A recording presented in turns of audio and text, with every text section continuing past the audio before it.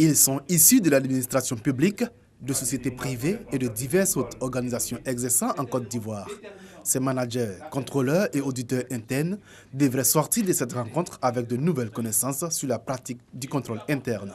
On va d'abord comprendre le volet contrôle dans notre environnement, comment est-ce que cela s'est fait. On va le faire au regard d'un référentiel, donc on va voir comment est-ce que ça se fait ailleurs, donc on va faire comparer ces deux. Et puis on va voir comment est-ce qu'on peut améliorer ce qui s'est fait chez nous.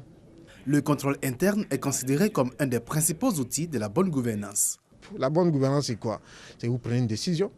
Il faut bien qu'il y ait des gens qui mettent en œuvre, mais il faut bien qu'il y ait des gens qui viennent évaluer si les décisions que vous mettez en œuvre là, sont mises en œuvre conformément aux décisions qui ont été prises.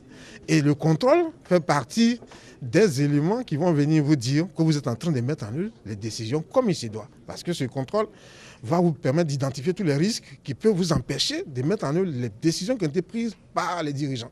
La nécessité de la mise en œuvre d'un système de contrôle interne efficace se justifie par l'adoption par le gouvernement de mesures portant création d'un comité d'audit et de gestion des risques à la fin de chaque exercice comptable au sein des organisations ivoiriennes.